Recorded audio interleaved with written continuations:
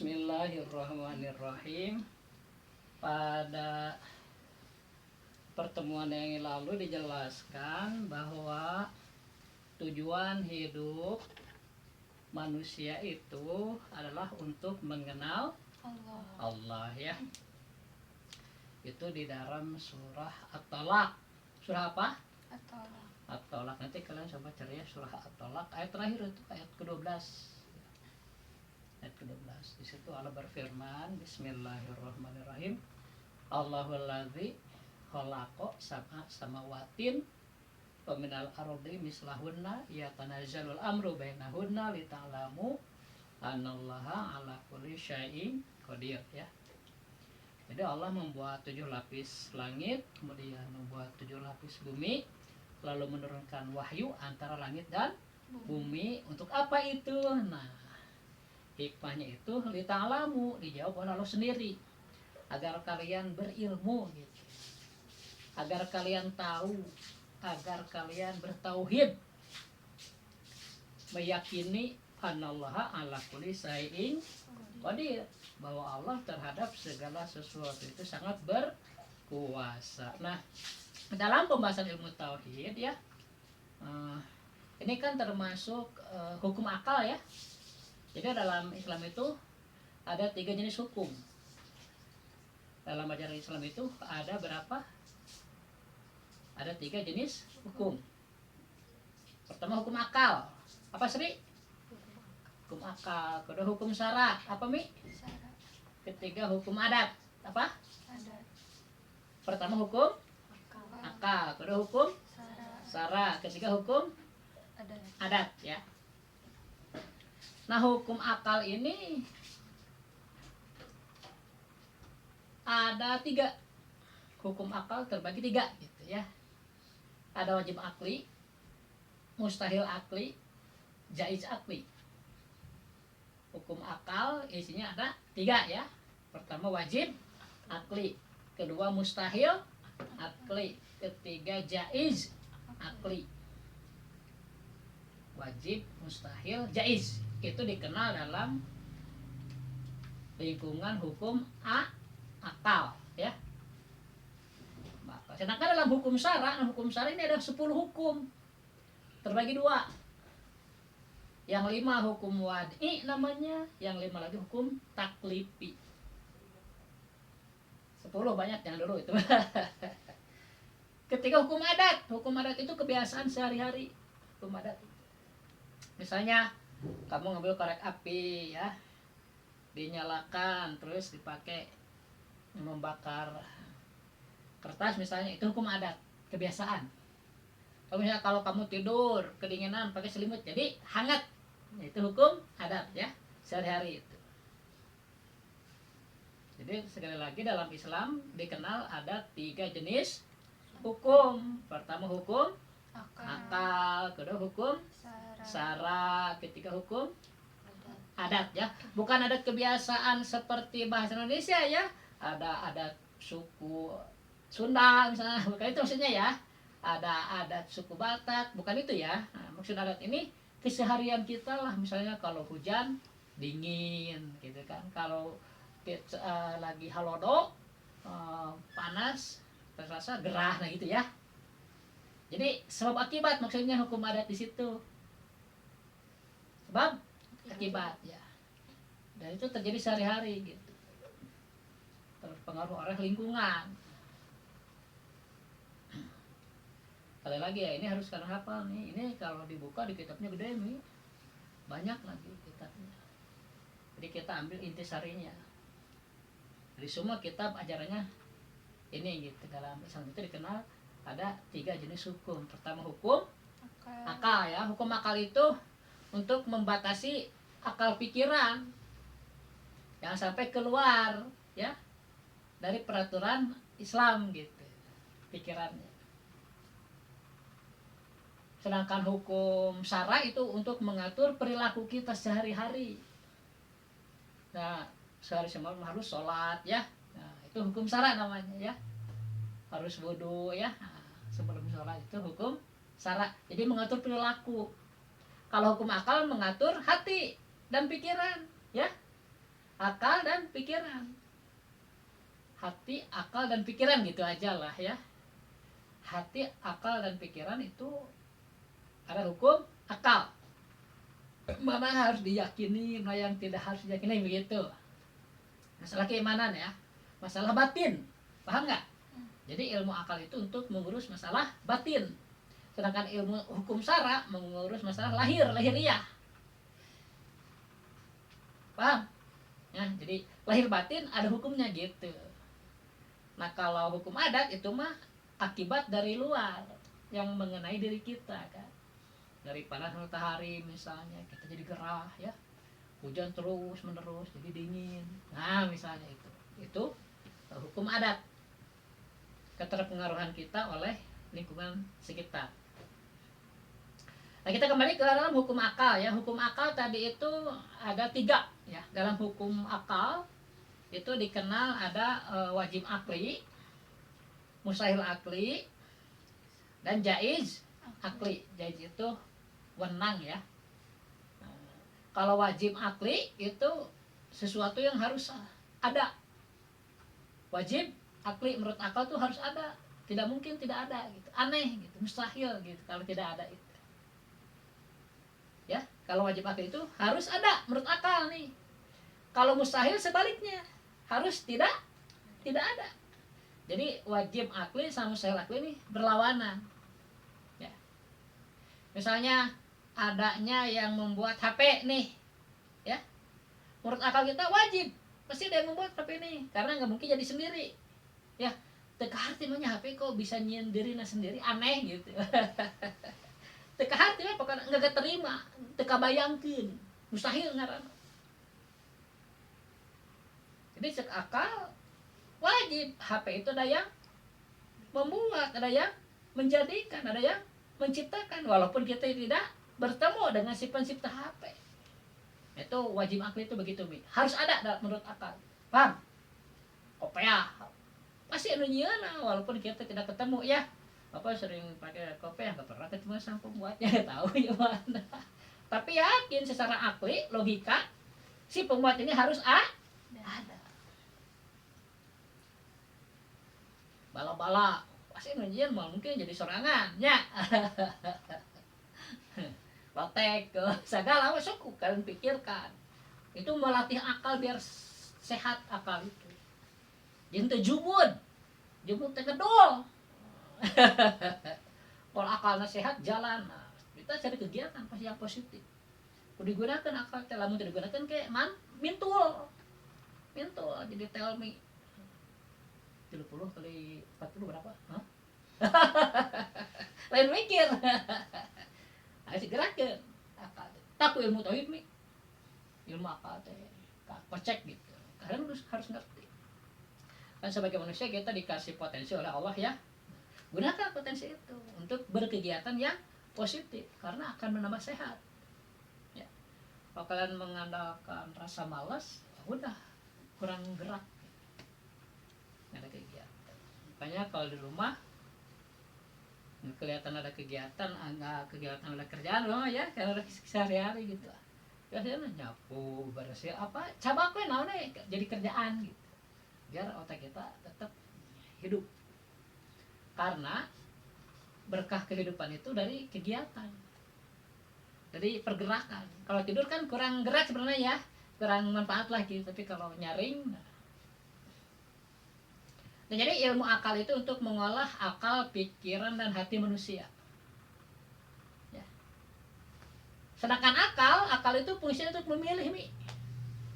Kita itu diberi akal oleh Allah, namanya akal goriji. Akal apa?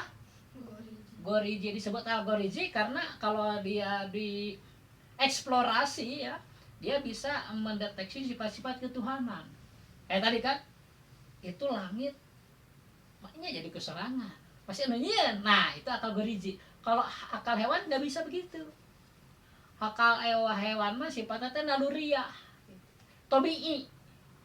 Hewan mah kalau ada bahaya dia lari gitu, nggak bisa milih harus kemana lari. Kadang-kadang dia begitu lari malah masuk jebakan, ya nggak bisa milih. Beda dengan manusia bisa memilih akalnya, akal goriji, lebih mulia manusia. Jadi ketika kita dalam rahim usia 4 bulan ya, kan diberi ruh oleh Allah, sekaligus juga diberi akal. Jadi akal dan ruh itu sekaligus ketika kita berumur 4 bulan. Akal tuh menurut ajengan ya, nurun rohaniyun yukdapu fil qalbi awi dimagi bihi tudriku nafsu al-uluma dororiyah wa nazariyah. Jadi akal tuh nur, tahu nur, cahaya. Nurun rohaniyun, cahaya sejenis ruh atau ruh sejenis cahaya, bisa bolak-balik ya. Tapi kalau lihat kalimatnya nurun rohaniyun, nur dulu, cahaya sejenis ruh, cahaya ruh gitu. Nurun rohaniyun, akal itu cahaya sejenis ruh, yuk dapu fil qalbi, yang disimpan oleh Allah itu fil qalbi, dalam hati, awil dimagi atau pikiran.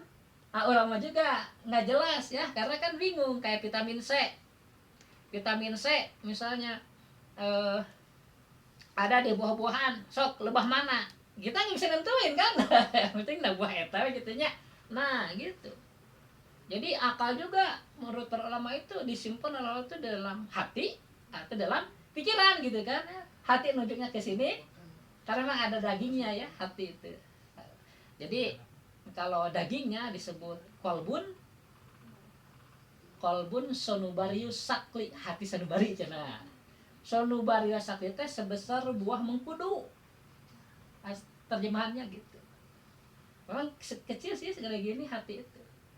Tapi ada ruhnya hati ini, yaitu jinan namanya, yang suka jadi bisa berpikir, bisa mengetahui sesuatu. Nah kembali ke akal ya, akal itu nurun rohaniyun, cahaya sejenis ruh yang disimpan oleh Allah dalam hati atau pikiran. Dengan ada nur itu, nur ruhani itu, maka hati jadi tahu terhadap ilmu doruri dan ilmu nadori. Lagi ya, akal adalah nur sebangsa ruh, nur sejenis ruh, cahaya sejenis ruh. Satu, nurun ruhaniyun, nur sejenis ruh, yuk dapu fil qalbi awi dimagi, yang disimpan oleh Allah di dalam hati atau pikiran. Bihi tudriku nafsu, dengan sebab adanya akal itu ya, maka hati jadi bisa tahu terhadap ilmu doruri dan ilmu nadori. Jadi ilmu itu ada dua bagi manusia ya, bagi kita. Pertama ada yang disebut ilmu doruri. Apa? Doruri, ilmu yang sudah dimaklumi. Kedua ada yang disebut ilmu nadori. Ilmu apa? Ilmu yang harus dipikir-pikir dulu.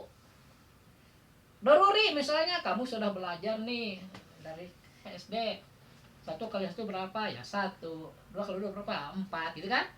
3 kali 3 berapa? 9. Udah tahu kan? Nah itu disebutnya ilmu doruri yang sudah dimaklumi. Gampang tuh mikir deh. Sudah terbiasa. Tapi bagi orang yang baru masuk SD kan dia harus berpikir dulu. Nah, bagi 1 kali 1 berapa? Bagi orang baru masuk sekolah mah nggak tahu, dia belum diajarin kan? Dia harus berpikir kan, baru dikasih tahu. Nah bagi dia harus mikir, disebutnya nadori. Jadi kalau ilmu itu sudah diketahui, misalnya kalian ke depan lihat mobil motor, nggak dipikirin lagi, udah tahu itu kok. Ya udah maklum, itu pengetahuan kalian terhadap kendaraan itu disebutnya ilmu nadori. Apa? Doruri. Doruri ya, beda dikit nih. Tapi kalau berpikir ya harus dipikir dulu. Nah itu nazori. Misalnya 3 kali 3 9, itu mah doruri. Tapi kalau 333 kali 666 harus berpikir, berarti nadori. Paham? Oleh karena itu pengetahuan ini relatif.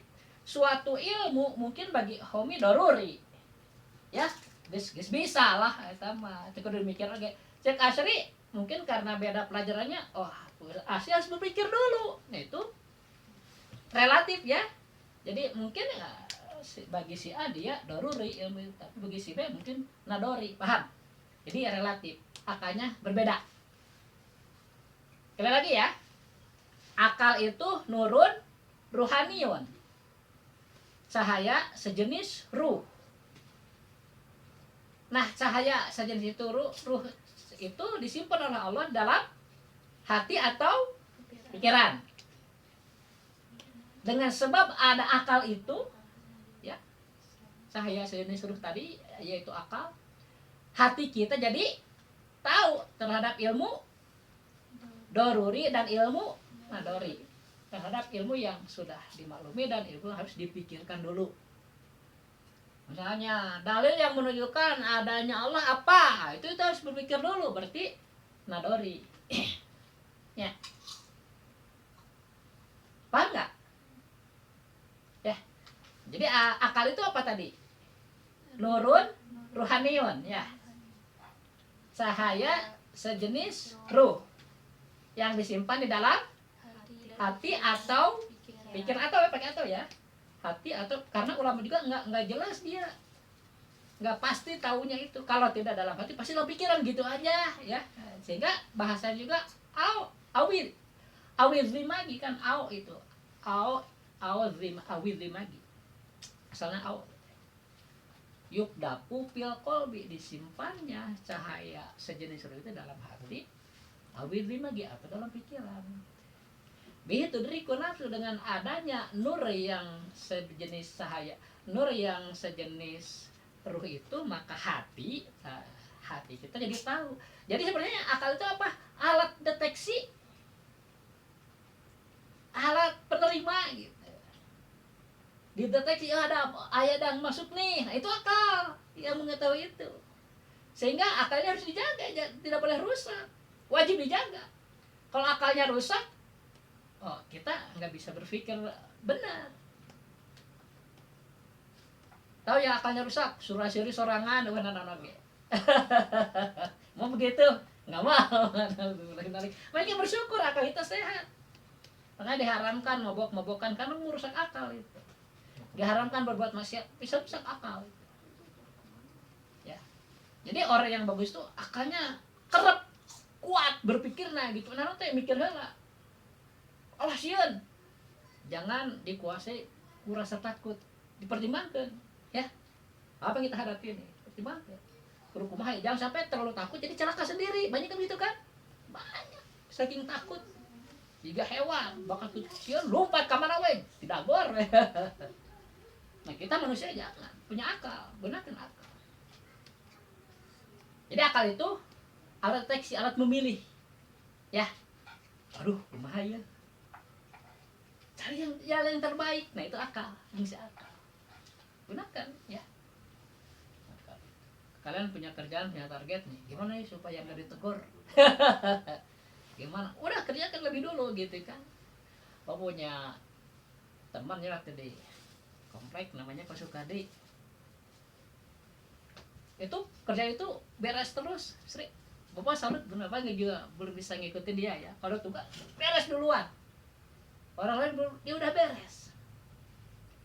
Jadi orang tuh kelihatannya gimana, tapi bagus kerjanya gitu. Ya. Jadi contoh kita gitu. Wah, kerja teh tarnumpukeun gawe gitu. Tara angke deui. Urang bilang gitu kan. Angke we, numpuk we. Geus numpuk hoream, mungkin hoream kan. Nah, itu akalnya bagus seperti pasukan itu. Kerja tuh cepat gitu. Makanya di lingkungan tuh diangkat jadi pengurus ya. Misalnya kalian nih, saya pengen diangkat jadi ini, nah kerja kita harus kelihatan kan, orang dia lihat si anu kerjanya bagus, tanggung jawabnya bener, pasti kepilih. Kalau kita tidak bisa bersaing ya ditinggal. Ya di sekolah juga begitu, pelajaran ini kita bisa, ini bisa, orang nanti menilai. Jadi gunakan itu kan, kesempatan itu tidak terulang 2 kali. Gimana supaya kita menguasai ini, supaya ngerti. Tujuan nama untuk memaksimalkan akal, bukan ingkar puji ya. Bukan ingkar puji. hayang kepujian ulah salah niat. Sekali lagi, akal itu alat untuk mendeteksi ya, alat untuk mendeteksi. Sehingga dengan adanya akal itu kita tahu terhadap ilmu doruri dan ilmu nadori. Ya. Kalau ilmu doruri, wah udah inilah, udah tahu kan. Kalau nadori, nah pikir dulu mana yang harus kita pegang. Kadang dalam beberapa hal kita harus memutuskan ya. Nah itu pikirkan yang terbaik. Manusia itu harus berpikir yang terbaik, yang lebih maslahat. Ya. Nah di dalam ilmu akal ya, tadi sudah jelas ya, fungsi akal itu untuk apa? Memilih ya, karena akal sebagai alat deteksi ya. Nah, akal itu wajib dijaga ya, kesehatannya wajib dijaga. Sehingga agama mengharamkan minuman keras ya, mengharamkan narkoba. Mengapa? Karena bisa merusak akal. Jadi apa saja yang merusak akal diharamkan oleh agama. Karena dengan akal inilah manusia bisa selamat. Akal itu penting. Nanti kan kita harus tahu dalil nakli kan. Dalil akli itu dengan akal itu. Dengan akal. Zina sama. Apa? Merusak akal. Zina. Ya setiap maksiat apapun ya merusak itu. Merusak. Jadi daya akal lemah-lemah dengan maksiat. Maka jangan berani-berani mas. Karena kata ajengan juga kalau orang berani maksiat sekali nanti ada ketagihan. Itu bahayanya. Nah, kalau kita segera taubat nanti yang halalnya kok Allah ditutup. Makanya kan ada pencuri misalnya. Udah di penjara karena dia orang bodoh nggak tahu taubat kan nggak bertaubat. Karena tidak bertaubat, ku Allah ditutup jalan halalnya. Jadi akhirnya haram deh, nyuri deh akhirnya. Nauzubillahi. Maka sekali-kali jangan ulah kagoda we. Kadang setan ngagoda ya. Ulah we. Pertama rek curang ya, rek nyontek ya, ulangan ya. Ulah we. Sareng sekali nyontek terus ketagihan kena, udah taubat. Nya. Kajian penting 10 asal mikir sorangan. Ya. Daripada nyontek tapi pentena 5. Nggak mikir sorangan tapi 10. Artinya udah pintar namanya batur bisa orang aneh kan sarua pikiran mah nya ruh mah sarua kolot ukurna sarua. Jadi kita harus berpikir jernih namanya batur bisa nyepir awewe ayo orang pintu udah bisa orang kayak gitu kan. Nah belajar ya dipelajari segala sesuatu itu harus dipelajari pikiran ningali batur bisa nyeun gedung sakit tinggi aku mahanya nah kan pakai pikiran sarua paham? Nah, gitu. Cuma karena bikin gedung itu kan ada kerjasama ya dengan alat juga. Itu sebab gitu. Jadi kalian harus mengerti bahwa akal itu harus dimaksimalkan dalam keseharian ya nggak perlu jauh-jauh lah kalian ada di rumah ya. Di rumah nih, aduh apa yang harus kita kerjakan nih, mending nyawa HP, mending nyuci piring. Wah, muntah nyuci piring ya, kayak diomel itu si mama ya, ini nyuci heula nya. Gitu, jadi mau diomel. Nah di rumah juga pendidikan, ya di sekolah pendidikan, apa ya di sekolah kalian malas nyapu, pas bareng ke teman-teman teh dileceh, gitu. Ya, nah jangan. Jadi di sekolah harus rajin, di rumah juga harus rajin. Cari aja kegiatan sehari-hari gitu. Banyak sebenarnya kegiatan. Tapi kalau kita terbiasa mengerjakan itu dengan kesadaran ya, jadi ringan. Beda dengan malas disuruh hese. Jadi omongan. Ulah tuh orang tehnya jangan menyusahkan orang lain lah sama orang tua makan. Wajib taat sama orang tua. Sama bapak, sama ibu selama menyuruh baik, wajib taat kita itu. Ya. Nah di sini kalian harus mulai menggunakan pikiran mana yang harus kita lakukan yang terbaik ya. Jadi akal itu gunanya untuk apa tadi? Akal itu alat deteksi, alat untuk memilih ya, alat untuk berpikir ya juga gitu ya, pakai akal itu ya. Jadi sifatnya alat akal itu. Karena alat dia harus dijaga. Jadi kalau indra mah 5 indra kan kelihatan ya. 5 indra kan mata, telinga, hidung, lidah dan apa? Kulit. Nah, itu untuk mendeteksi ya secara hisi. Tapi kalau akal, nah untuk mendeteksi yang akliyah, yang sifatnya tidak kasat mata. Nah, dua-duanya harus sehat, ya harus sehat. Makanya kalau orang yang pikirannya tajam, akalnya bagus, itu suka dibilang punya indera keenam katanya. Sering ya? Nah itu akalnya bagus, bisa dilatih itu, bisa dilatih karena dia bersama. Sok misalnya dengan memperbanyak sholat tahajud atau sholat duha, baca Quran ya, dengan amal-amal yang sudah itu bisa mempertajam itu akal, mata batin tuh jadi tajam. Silahkan kalian harus mulai mencoba banyak wirid ya. Misalnya baca tasbih ya 33, nah kan seperti di masjid kan, takbir 33 udah salat itu. Silahkan itu banyak sebenarnya di Islam itu kaya dengan amal ya. Syaratnya apa? Jangan malas. Cek aja dengan 3 itu naon doa teh Allahumma paksakeun. Ya, ya mun malasnya malas wae tuh. Ada kerja di jelema naon malas saya pemalasannya. Jadi diberi nikmat ku Allah teh terlena ku kanikmatan kita henteu berpikir. Padahal kanikmatan ku dipake keur ibadah ka Allah. Nya, ibadah. Walau kurang ada ngewe salat tahajud salat teh urang teh pernah sakali-kali teh sakali mah nya. Salat duha seminggu sakali mah nya. Salat tahajud. Nah itu akalnya bagus. Bagus ya. Enggak apa-apa, silakan main HP dah perlu sekarang aja HP banyak kegunaan lah, tapi jangan lupa kerjaan yang lain gitu ya. Jangan sampai di TV nih orang kurang gitu-gituan weh leungeun teh. Sindromnya gitu aneh, kebiasaan terlalu fokus ke sana nggak bagus juga sih ya. Jadi sekali lagi dalam Islam itu dikenal ada 3 jenis hukum ya, ada hukum akal, ada hukum syara, ada hukum adat. Nah harus hafal kan, itu nggak akan berubah sampai kapanpun. Jadi sinilah untungnya kita hidup di akhir zaman. Masuk. Masuk. Mau minta pampers beda. Oh pampers sana. Sebentar. Atasan sekarang. 2 apa? 3. Enggak. 2 mana kemarin? Atasan ku poin. Bukan ada semuanya. Udah 2 aja cenah. Buat sekarang. 2. Sekarang mau tanya. Nonton. Iya enggak. Waalaikumsalam. Sekali lagi dalam Islam itu dikenal ada 3 jenis hukum, yaitu hukum akal, hukum syara, dan hukum adat.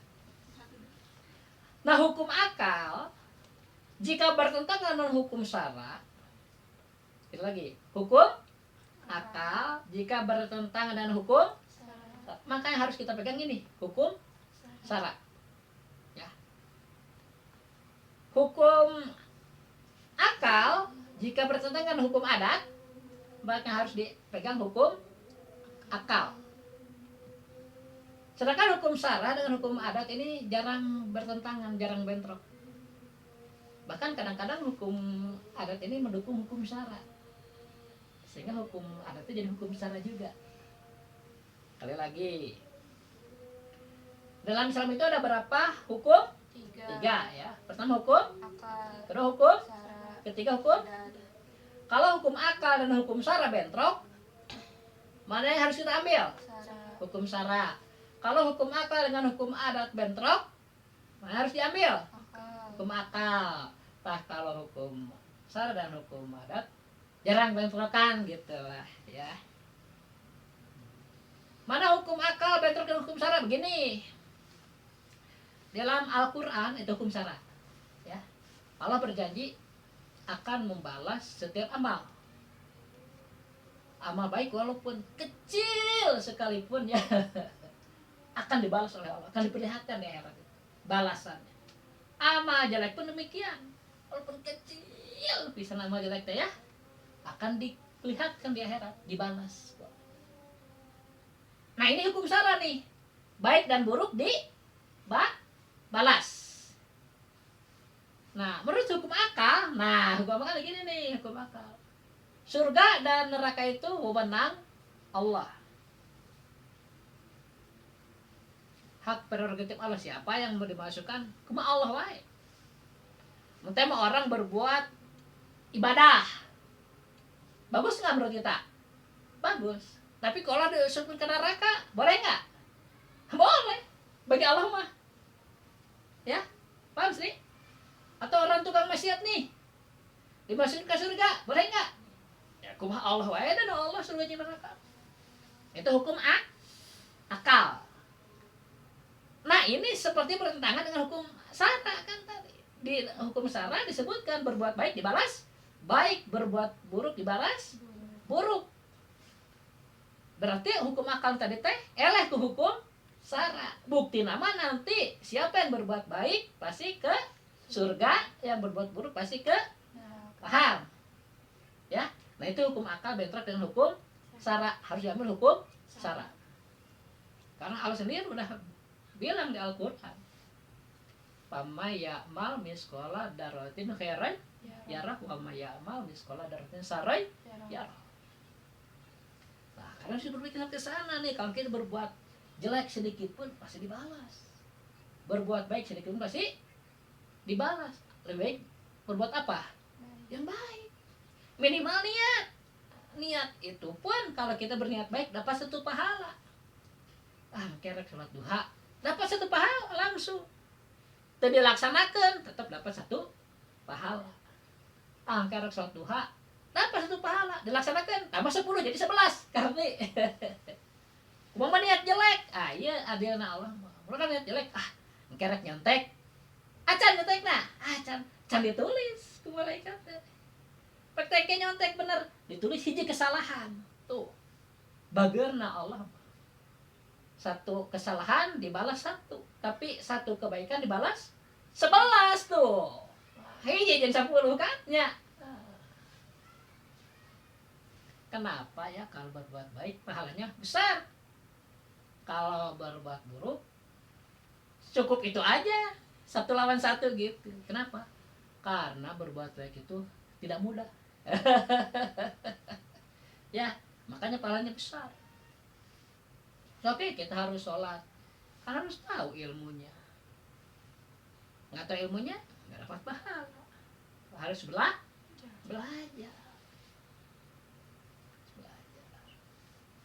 Itu ya, kayaknya gampang. Wah, kita berbuat baik dapat pahala, tinggal heula ilmuna. Dan perbuatan baik yang dikasih pahala itu perbuatan baik yang sesuai dengan aturannya, dengan ilmunya gitu.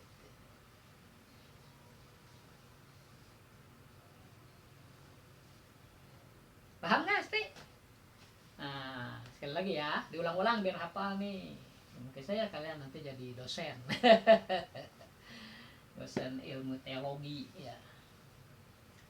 Dalam Islam dikenal ada berapa jenis hukum? 3. Pertama hukum Adat. akal, kedua hukum syara, ketiga hukum Adat. Nah, kalau hukum akal dan hukum syara bertentangan, mana yang diambil? Syara. Hukum syara. Kalau hukum akal dan hukum adat bertentangan, mana yang diambil? Akal. Hukum akal. Tapi hukum adat dan hukum syara jarang bertentangan, malah kebanyakannya hukum adat itu sesuai dengan hukum syara gitu. Sehingga hukum adat muhkamat jadi hukum syara begitu. Misal begini nih, ada aturan di RT itu 1 kali 24 jam tamu wajib lapor. Nah, itu kan hukum adat. Nah, tapi itu tidak bertentangan hukum syara, walaupun di aturan nggak ada tulisannya. Di hadis nggak ada ya, harus lapor nggak ada. Tapi demi ketertiban umum nih, orang asing datang namu mau nginep terus harus lapor ke RT, ya bagus biar diketahui kan ya, bagus untuk ketertiban itu, bagus itu, sehingga hukum adat jadi hukum syara ya. Jadi jangan dipermasalahkan punya KTP, daun Al-Qur'an, hadisna salah. Eta kan mana hukum adat, eta bikin KTP untuk ketertiban kependudukan, tapi jeung agama mau bertentangan, alus malahan pakainya jadi tertib. Kan ada aliran yang pengen bebas gitu, namanya HTI kan, Hizbut Tahrir. Nah kalau misalnya Hizbut Tahrir menang di Indonesia, nanti sekat-sekat kenegaraan nggak ada katanya. Jadi orang manapun asal Islam boleh masuk Indonesia tanpa visa. Jadi kacau kena. Untuk ada teksi jelema teh nya kitu mah saha we nu asup yeuh Islam ganteng kabeh bener Islam oge. Ngaruksak malahan. Untuk aya administrasi gitu. Jadi hukum administrasi itu selama tidak bertentangan hukum Islam, jadi hukum Islam gitu sebenarnya, paham nggak? Gitu. Untuk ketertiban kemasyarakatan itu sesuai dengan hukum syara. Cuma hukum syara makan ngambil penting-penting nanya gitu kan. Nah, detail-detail nah itu makan tiap negara beda-beda. Selama itu untuk kepentingan ketertiban, silahkan dianggap hukum syara gitu maksudnya mah, paham? Jadi al-adat muhkamat cenah usul fikih mah gitu. Hukum adat itu bisa jadi hukum syara, namun sesuai untuk ketertiban gitu, untuk kemaslahatan. Ada ya Hizbut Tahrir. Jadi pingin nate semua negara itu Islam gitu, sehingga paham mereka itu nggak laku. Malah ke negara-negara anu geus ya dialusir teh Hizbut Tahrir teh udah ngaruksak atuh teu jelas gitu kan. Indonesia akhirnya ke Indonesia pingin ini gitu, tapi ke Indonesia nggak boleh sekarang, nggak dilarang karena dari sisi keimanan beda Sri. Kita kan rukun iman ada berapa? Coba rukun iman ada berapa rukun iman? 6. Hizbut Tahrir mah 5. Rukun iman kagak teh eueuh di Hizbut Tahrir kan geus beda. Rukun iman nggak boleh dipisah. Walaupun disebut 6 tapi harus jadi kesatuan. Iman ke Allah, iman ke Rasulullah, iman ke kitab, iman ke malaikat, iman ke PR, iman karena takdir, kafir anger, paham? Gitu. Beda yang Islam, rukun Islam ada berapa? Ada 5, orang baca syahadat, orang sholat, enggak zakat, Islam bukan? Islam. Walaupun enggak semua dilaksanakan, ya tetap Islam. Beda yang rukun iman harus semuanya, harus 6-6-nya. Sehingga disebut akidah satu ikatan akidah. Walaupun dikatakan 6, tapi jangan dipisah-pisah. Iman ke Allah, iman karena kita, iman ke Rasul, iman ke akhir. Angare kafir.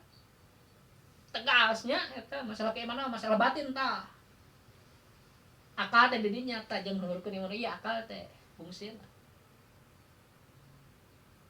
Iman ke Allah, iman ke Rasulullah, kafir. Anggar. Iman ke Allah, iman ke Rasulullah, iman ke kitab, iman ke malaikat, kafir. Itu rukun iman mah nggak boleh dipisah, paham nggak?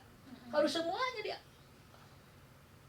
Harus iman kepada Allah, iman karena kitab, iman ke malaikat, iman ke Rasul, iman ke akhir, iman karena qadar, baik buruk hakikatnya dari Allah. Tah, Hizbut Tahrir mah rukun iman nu kagenep enggak ada. Dicek mana nama? Allah nyieun nu hade, urang nyieun nu goreng. Padahal keyakinan kita mah harus semuanya mah baik buruk dari Allah. Kenapa kita berbuat baik? Ku Allah diilhamkan tah kana pikiran orang perbuatan baik teh. Salat nya nah teh berarti Allah teh ilham orang. Daek ke salat orang teh gerakna orang, oge ku Allah. Kalau diberi kesehatan bisa gerak orang, tapi ku Allah dilumpuhkeun bisa salat moal. Moal mesti hayang salat oge. Jadi pikiran orang, ilhamnya nu kana pikiran teh Allah. Timbulna ide-ide untuk berbuat baik teh Allah nu asupna kana akal orang, jadi asa menang orang gitu, pahami? Asa menang homi. Okay. Kelompok kerja ieu. Duh. Mah teh hakikatna mah ti Allah ideuna. Melalui rekan-rekan gitu kan. Erek ieu tuh. Gerakna ieu hakikatna ku Allah. Coba lamun ku urang sorangan kahitung teh gerakna lengkahna sabaraha ratus sih. Ke sekolahnya ti dia kaharep sabaraha lengkah cik teh nyaho. Cara ngitungnya. Cik ditajamna sabaraha kali teh apal. Paham enggak? Jadi artinya kita harus meyakini baik buruk itu dari Allah. Kita tuh hanya menjalani. Tapi orang itu diberi akal pikiran supaya naon? Supaya selalu memilih yang baik tak eta. Jadi ketika kita memilih baik dapat pahala. Jadi lagi dalam Islam dikenal ada 3 jenis hukum ya. Pertama hukum akal, kedua hukum syara, ketiga hukum adat. Ini paling baik kunaon kala kesana ieu memori ya.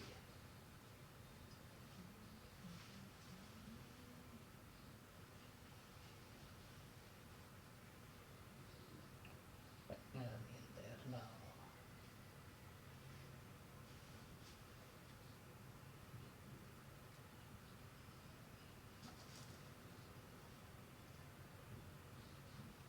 Nah, kita sekarang fokus ke hukum akal. Dalam hukum akal dikenal ada 3 jenis hukum ya. Pertama wajib, akli, kedua mustahil, akli, ketiga jaiz akli. Wajib akli itu malayatasawaru fil akli adamuhu.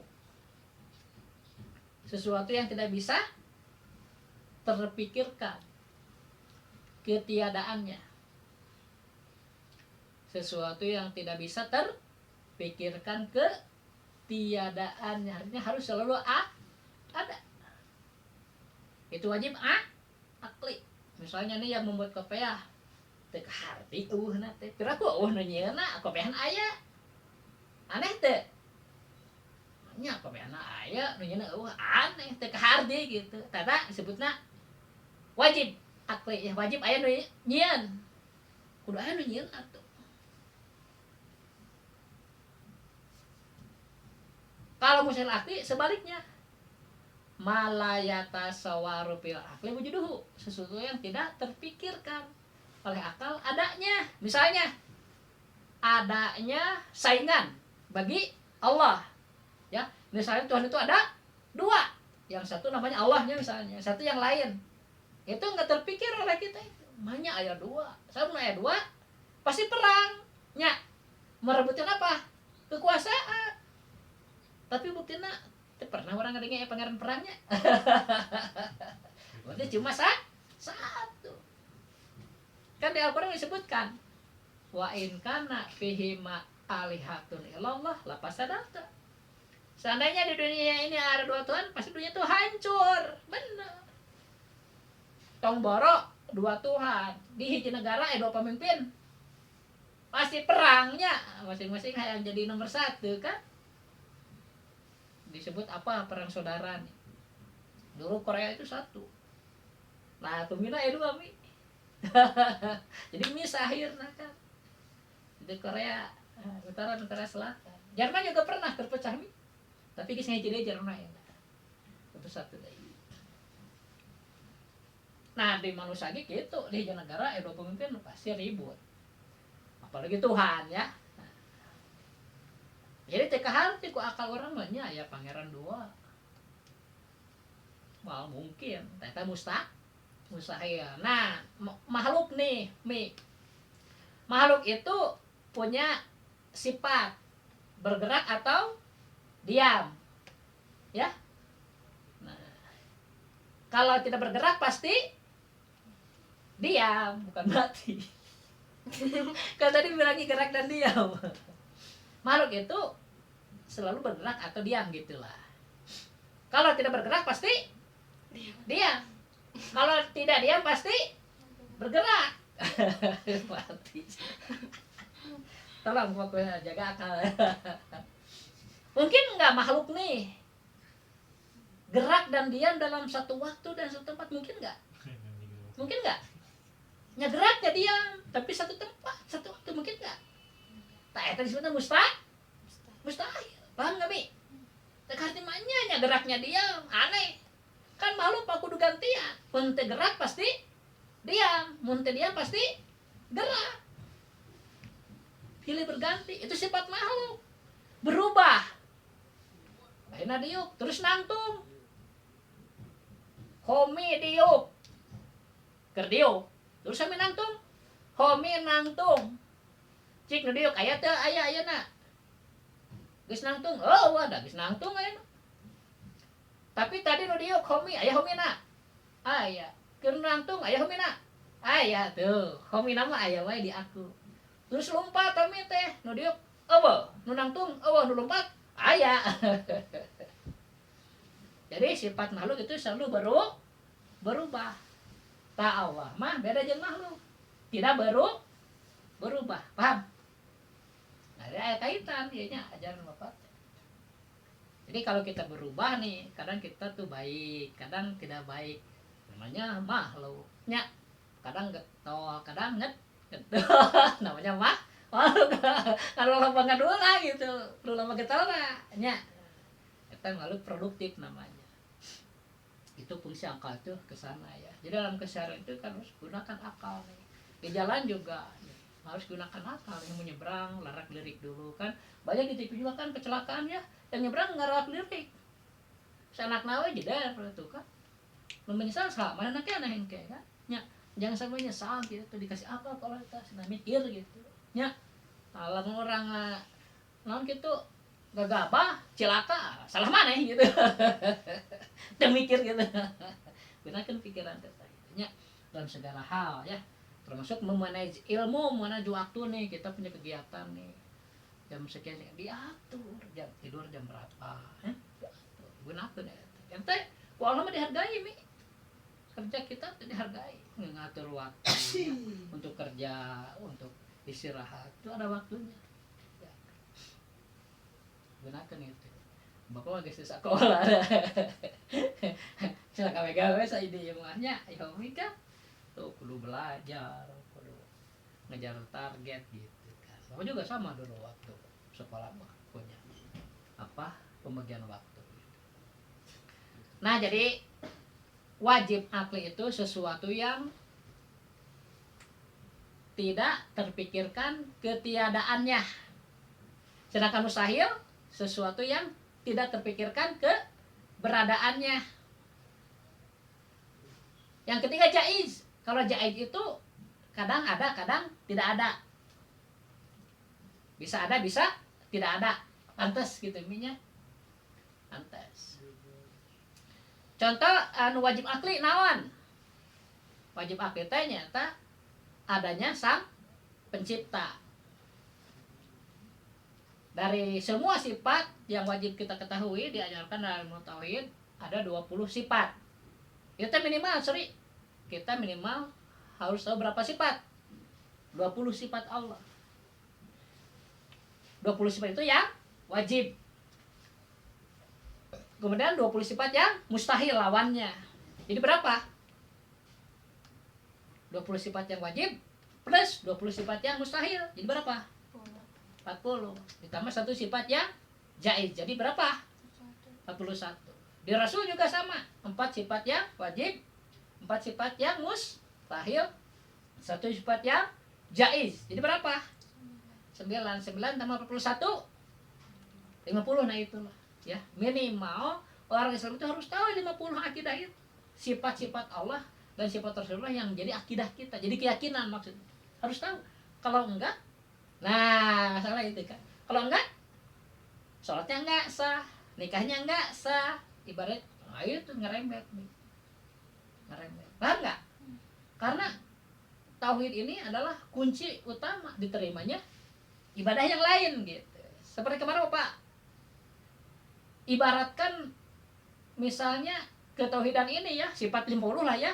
Itu ibarat intan permata yang sangat berharga, harus kita rawat, harus kita jaga, harus kita bentengi supaya tidak dicuri. Siapa yang akan mencurinya? Kalau ketauhidan, ya setan. Itu yang mengganggu kita, menggoda kita, mencuri supaya iman kita hilang gitu. Ini yang benar. Yang mana dulu? Ngaji harus benar. Supaya tidak dicuri, dijaga. Pertama dijaga dengan apa? Dengan sholat. Misalnya ini intan berlian nih, berat. Ketauhidan kita nih ya, ketauhidan kita nih kepada Allah. Harus dijaga dengan sholat, dibentengi itu. Itu nggak cukup. Dengan zakat juga, benteng kedua. Dengan saum, benteng ketiga. Dengan haji, benteng keempat. Dengan akhlak yang baik, benteng kelima. Dengan banyak berdoa, wirid-wirid ya, benteng ke-6 tuh. Bentengnya harus banyak. Kalau orang tidak punya tauhidnya, nah tidak ada akidah nih. Terus dia sholatnya jaga apa? Ya. Kan benteng membentengi akidah. Akidahna eueuh. Ngajaga naon eta salat. Orang dijaga, nah biar benteng orang teh bikin benteng, tapi nggak ada yang dijaga gitu. Artinya apa? Sangat penting, ya, ngajaga ketauhidan kita, keyakinan kita terhadap Allah. Dari 20 sifat yang wajib bagi Allah, yang pertama harus kita kenal yaitu sifat wujud, keberadaan Allah. Itu diyakini lebih dulu bahwa itu ada, mustahil tidak ada. Teh harti disebut mustahil teh manya Allah gitu kan. Jadi kita harus meyakini Allah itu ada. Yang meyakini Allah tidak ada disebutnya kafir. Atau ada orang ragu-ragu Allah teh ya misalnya. Itu biasanya orang yang putus asa Sri. Banyak ujian sampai dia tuh bingung gitu kan. Kadang jadi bingung, jadi bimbang. Tuhan itu ada enggak misalnya ya. Nah, itu murtad itu kalau ragu-ragu. Nah, supaya yakin, ya, tidak ragu-ragu, gitu, harus disertai dalil. Keyakinan akan adanya Allah itu harus disertai dalil. Dan dalil pun harus dua, Sri. Pertama dalil akli, kedua dalil nakli. Ya. Jadi untuk sifat Allah nih wujud. Allah itu wajib wujud. Mustahil adam. Wajib wujud, mustahil Adam, artinya wajib ada, mustahil tidak ada. Nah, berarti kalau udah hafal dua sifat nih. Sifat wajibnya apa? Wujud. Sifat mustahilnya Adam, pakai ain ya. Adamun. Kalau pakai hamzah dibaca panjang, Adamu itu nama nabi. Kalau lawan wujud mah pakai ain, Adamun pendek dibaca. Apa artinya? Pertama, wajib wujud. Zat Allah itu wajib wujud, mustahil adam. Jadi udah dua sifat yang kalian ketahui ya. Sifat wajibnya wujud, sifat mustahilnya adam. Kalau diterjemahkan wujud itu artinya ada. Adam itu artinya tidak ada. Wajib ada, mustahil tidak ada ya. Zat Allah itu. Dalil aklinya apa? Pernah diajarkan nih. Apa dalil aklinya yang ijmali yang menunjukkan keberadaan Allah apa coba? Apa lagi ya? Adanya semesta alam. Apa Sri? Adanya semesta alam, adanya alam ini. Adanya alam menunjukkan adanya sang pencipta. Sang pencipta itu namanya Allah. Kata siapa? Kata kanjeng Nabi Muhammad sallallahu alaihi wasallam. Hafal enggak? Hafal kan wajib hafal ini. Pertama, Allah itu wajib ada, wajib wujud, mustahil ada, mustahil tidak ada. Dalil yang menunjukkan adanya Allah apa? Dalil aklinya adanya alam ya, adanya alam ini, adanya semesta alam ya. Mengapa? Adanya semesta alam, adanya alam menunjukkan adanya sang pencipta. Kesana langsung ya. Jadi alam ini menunjukkan adanya yang menjadikan, yang menciptakan. Siapa nama pencipta itu? Allah Subhanahu wa ta'ala. Kata siapa? Kata kanjeng Nabi Muhammad. Karena sebelum Nabi Muhammad diutus nih, orang nggak tahu siapa Tuhan tuh nggak tahu. Sehingga disebut zaman jahiliyah. Sehingga mereka membuat patung-patung. Jadi leluhur mereka yang soleh misalnya namanya siapa, dibikin patungnya gitu Sri. Sampai dari emas itu patungnya. Lalu disembah-sembah. Itu sebelum ada Nabi Muhammad itu. Setelah ada Nabi Muhammad mungkin mendakwakan bahwa alam ini diciptakan oleh Allah. Jadi nama Tuhan itu adalah Allah. Jadi kita itu berhutang jasa, berhutang budi lah kepada Nabi Muhammad. Tahu nama Tuhan itu Allah itu dari Nabi Muhammad. Semua manusia sebenarnya. Sehingga harus nganuhunkeun ka kanjeng Nabi. Minimal dengan baca salawat dalam salat ya. Dalam salat berapa kali kita baca salawat, Cik? Berapa kali? Ayo. Cukup baca salawat enggak? Di salat. Nah, salat berapa rakaat? 17. Tahiyatnya berapa kali? Nah, 9. Ya. Maksudnya 9 kali kita baca salawat. Subuh berapa rakaat? 2. Tahiyatnya berapa kali? 1. Duhur berapa rakaat? 4. Tahiyatnya berapa kali? 2. Itu kan asar oge 2 nya. Maghrib 2. Isya 7. jadi 9 kali kita baca sholawat. Itu sama dengan baca tasahud. Asyhadu alla ilaha illallah wa asyhadu anna muhammadar rasul. Itu juga 9 kali. Kalau 24 jam seri ya, dibagi 9 itu sama dengan berapa? 2 jam 40 menit sekali. Kita itu memperbaharui kesaksian kita bahwa Tuhan itu hanya Allah, bahwa Muhammad itu utusan Allah. Diperbaharui kan. Dia ada sebutkan, jadidu imanakum bila ilaha illallah. Jadi kita meyakini Allah itu ada itu setiap saat, Sri. Dan itu harus disetorkan setiap 2 jam 40 menit sekali di dalam sholat, paham? Mi, ya. Jadi kamu ketika sholat nih baca asyhadu al, itu kamu sedang setor ke Allah. Setor apa? Kesaksian bahwa kamu yakini Tuhan itu hanya Allah, Nabi Muhammad itu utusan Allah, itu dalam sholat. Jadi yang cuma baca aja di pikiran gitu dibaca teh. Tapi sholatnya bermakna. Paham, Sri? Itu dalam sholat fardu. Belum lagi kalau sholat sunat, Sri. Ya, kan di sholat sunat juga ada tasahud ya. Makanya tingkatkan dengan sholat sunat. Kalau kalian malas tahajud, duha wah, paksakeun lah nya. 2 rakaat mah kalau ada waktu teh. Lagi kesiangan sholatnya, aduh. Sholat subuh jam 8. Sekalian udah sholat subuh kodok, sholat duha. Tambahan gitu. Hitung-hitung orang istighfar lah. Kata orang anggap sepele kan ibaratnya. Keberangan wae sholat. Kira-kira yeuna gitu kamar dilatih bulan puasa kan. Semuanya tepat nah, serupa deh ya. Ciri ibadah saum yang diterima itu gitu, Sri. Jika setelah saum ibadah kita meningkat, berarti ibadah saum diterima. Jika sudah saum anggar kembali ke zaman dahulu, berarti ibadah teh sieu teu diterima gitu, Sri. Lebar nya. Aya tandana. Ciri orang yang diterima ibadah dari bulan Ramadan, geus Ramadan teh berubah, lebih baik gitu maksudnya. Sebelum Ramadan mah orang teh salat duha, ayeuna mah getol gitu. Misalnya seminggu sekalinya gitu. Itu masalah. Salat tahajud atau sebulan sekali gitu kan. Baca Quran atuh tah nya. Geus benang belajar orang geus ya. Meh teu balelol deui, ngapalkeun deui. Kembali ke masalah sifat wujud. Wujud itu artinya apa, Sri? Ada. Ini tentang sifat apa? Sifat apa? Tentang sifat apa nih? Umi tentang sifat apa nih? Wujud itu sifat apa? Hah? Sifat Allah. Kalian yang didahulukan. Sifat Allah itu ada 20 yang wajib. Ada 20 yang mustahil. 1 yang jaiz. Nah, yang pertama dari sifat 20 yang itu adalah sifat wujud. Jadi yang kita permasalahkannya wujud itu wujud apa? Wujudnya zat Allah. Keberadaan dan Allah. Menurut akal kita wajib zat Allah itu ada. Mustahil tidak ada menya Allah teu kaharti. Mustahil kayak gitu.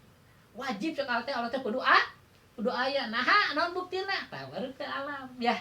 Adanya alam menunjukkan adanya yang menjadikan alam itu namanya Allah. Itu dalil akli yang ijmali, yang ringkas. Ada nu tafsirina, tapi nantilah ya. Kita nu ringkas heula dulu. Nu wajibna nu ringkas heula.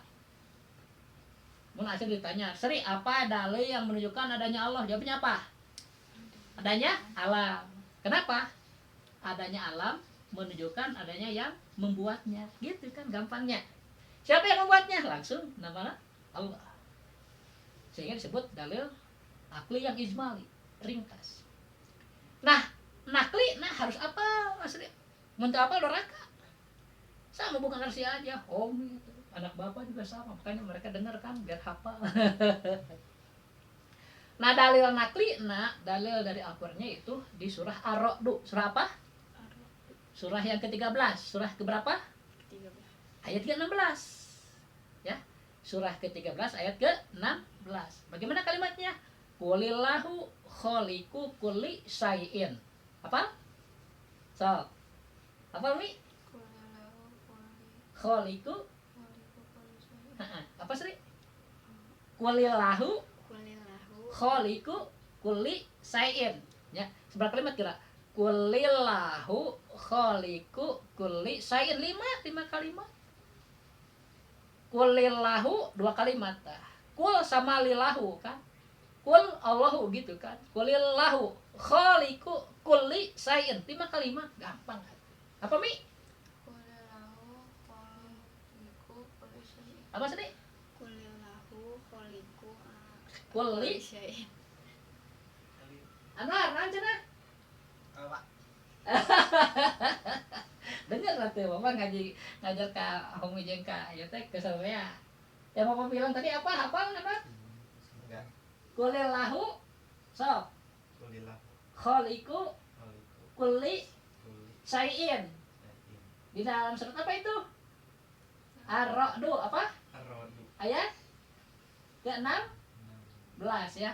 Di Ar-Ra'd-nya surah ke-13, ayatnya ke-16. Nanti kalian kalau ada waktu buka ya. Benar nanti cek pada nanti kita tinggali surah Ar-Ra'd ayat ke-16 ya, surah ke-12. Ayat dina kalimat akhirnya itu panjang ayatnya ya, panjang. Pas sebelum akhir ayatnya itu kalimatnya. Kulillahu khaliqu kulli syai'in. Cukup itu ayatnya pendek tapi mantap gitu. Kul itu fil amar, kata Allah tuh, kul ceritakan ku anjeun he utusan saha? Nabi Muhammad. Ceritakan ku anjeun. Allahu hanya Allah. Khaliqu yang telah menjadikan kulli syai'in segala kejadian. Jadi hanya Allah yang menjadikan segala kejadian ulu kaliwat ku Allah kabeh gitu. Jadi sinilah Allah itu sang pencipta di situ. Ya. Nah, jadi kalau kalian sudah tahu Allah itu wajib, wujud, mustahil, adam, dalil aklina ayana alam, terus dalil aklina kulilah khaliqu. Berarti kalian sudah disebut ma'rifat. Tapi baru satu sifat. Harusnya berapa sifat? 20 masih kurang gitu kan, maka harus terus ngajinya. Karena lirok gitu. Soalnya pelajaran tinggi sih. Pelajaran kuliahan sebenarnya Mas Ri. Kalian udah bagus, masih SMP dikasih pelajaran kuliah. Tapi harus apa? Sekali lagi ya.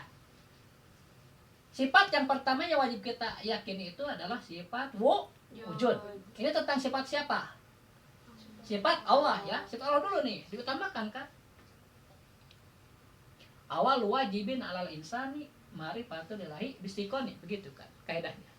Yang pertama wajib bagi manusia itu yaitu mengenal Allah dan bisa menegakkan dalilnya, argumentasi.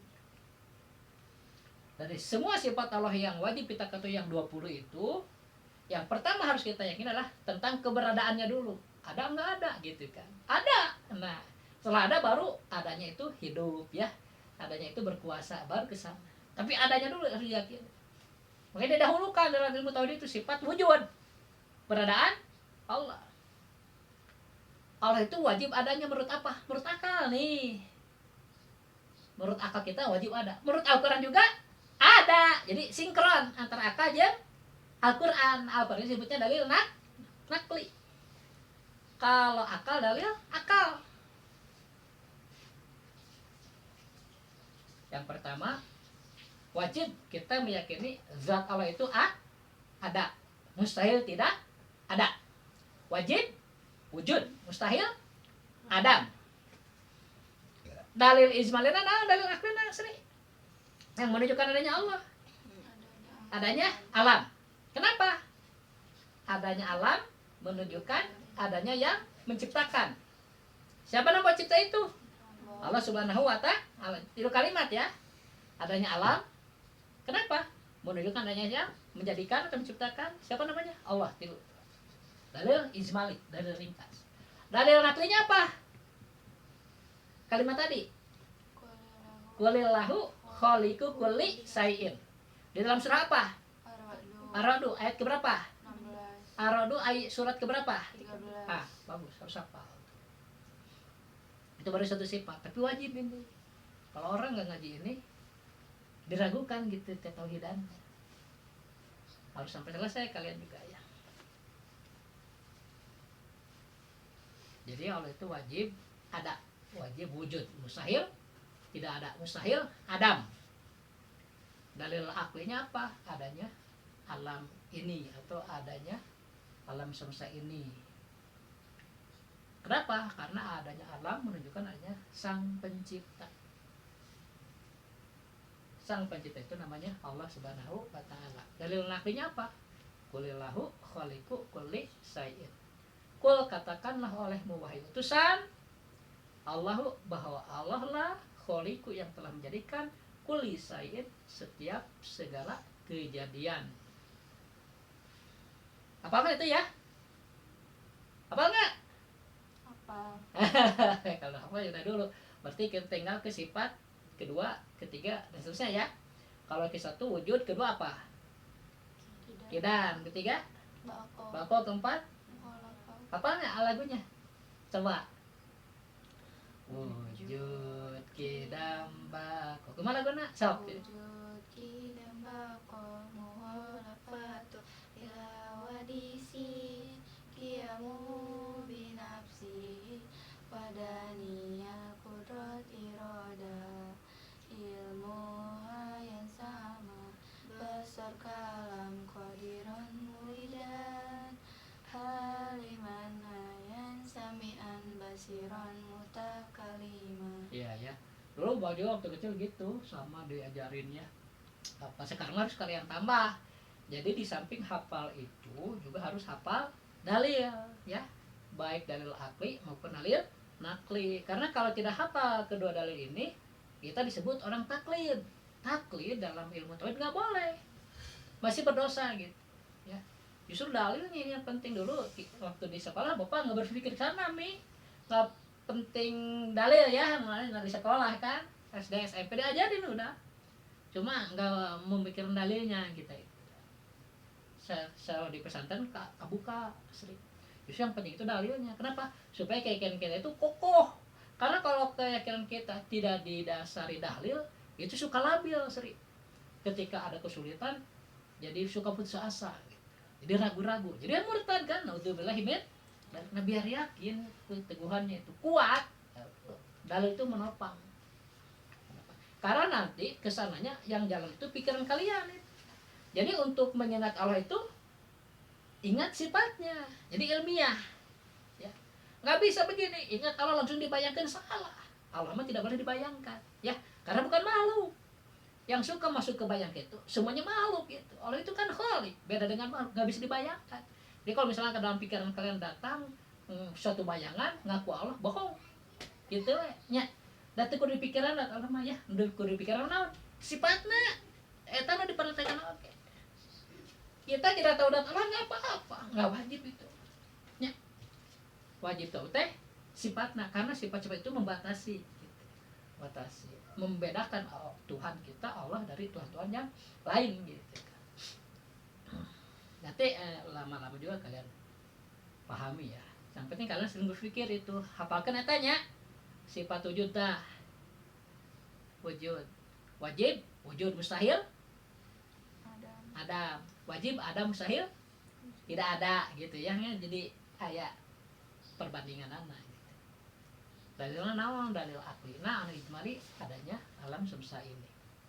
Sebenarnya banyak dalil itunya, misalnya tentang gerak dan diam itu juga bisa dipakai, tapi ke depan lah nanti diajarin. Ada pertanyaan sih?